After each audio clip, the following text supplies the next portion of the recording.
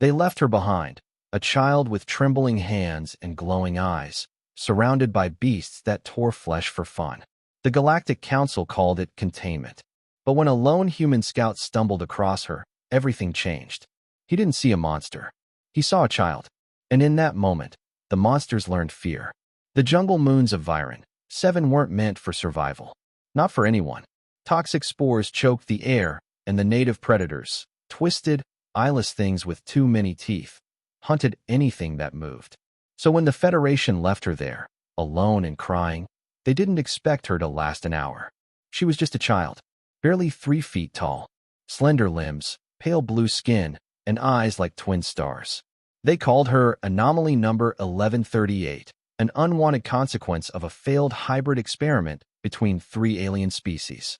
Too dangerous to keep, too politically sensitive to kill outright.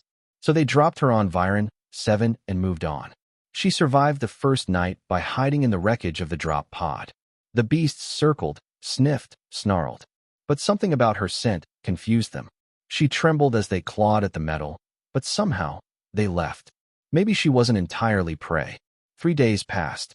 Her stomach ached. Her tiny voice rasped from dehydration. She curled into herself beneath shattered panels, arms wrapped around her knees. Her glowing eyes dimmed. No one was coming. Until the human arrived.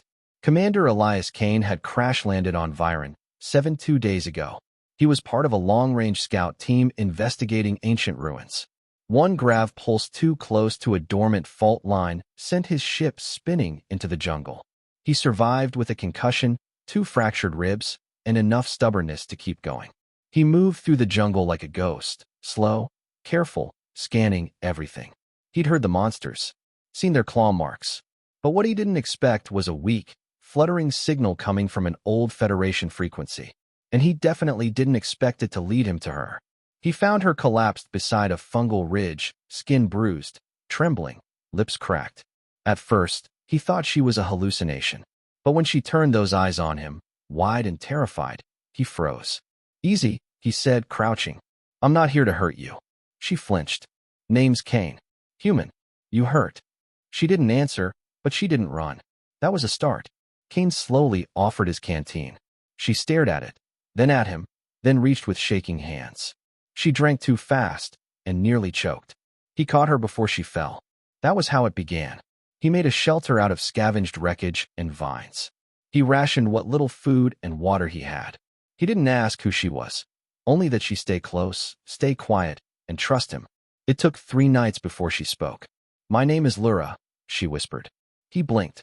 "That's a nice name." "They left me." He didn't ask who they were. He'd seen enough in his time to guess. "I won't," he said instead. In the days that followed, she clung to him like a shadow. Silent. Watching. Learning. When he built snares for food, she mimicked his hands. When he carved spears, she brought better wood. And when the monsters came again, she didn't scream, she pointed. That night, they killed one together. Kane's spear took the beast's throat, and Lura, from behind a tree, hurled a sharpened bone into its eye. He stared at her. She stared back. No fear, just fire. "You've done this before?" he asked. She nodded. "I learned fast." Kane started to wonder what she really was. She could move without sound, hear things he couldn't. Her skin glowed faintly in the dark, like bioluminescent moss.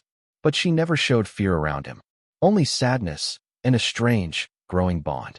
Weeks passed. They became a team. A family, in the wildest, rawest sense. One night, huddled under the shelter, she asked, "Why did you save me?" He paused. "Because someone should have. But I'm not like you." "Good," he said. "The galaxy's got enough like me." Then the ship came. It wasn't a rescue. It was a Federation patrol, sent to clean up anomalies. Their scanners had picked up the crash beacon, and hers. Kane and Lura watched from a cliff as soldiers in black armor swept through the jungle. Flamethrowers roared. Beasts screamed. The soldiers moved with cold efficiency. "They came for me," Lura whispered.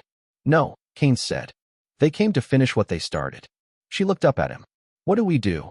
He looked down at the bone spear in his hand, at the traps they'd set, at the jagged terrain he now knew better than any of them. "We fight." What followed became legend. One by one, soldiers vanished into pits lined with sharpened stakes. Their scanners jammed. Their comms failed. They saw shapes in the dark, silent, glowing, moving faster than they could track. Then came the roar of a beast, except it wasn't a beast. It was Cain. Wielding a stolen pulse rifle, covered in mud and blood, he struck like a demon. Hit and vanish. Kill and run. And always with him, a small shadow that moved like wind, eyes glowing, hands armed with fangs and fire. They called in reinforcements. Drones. Firestorms. They leveled half the forest. Still, the attacks didn't stop.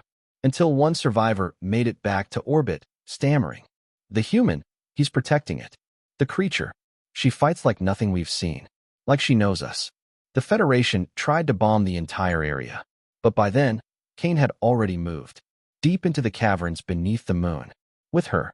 Away from their reach. 10 months later, rumors surfaced across fringe colonies. Of a blue-skinned girl with glowing eyes helping refugees escape slave camps. Of a man, scarred and grim, beside her, armed with weapons Federation labs had never designed. Together, they struck where the corrupt held power. Freed those left to die. She was no longer a child.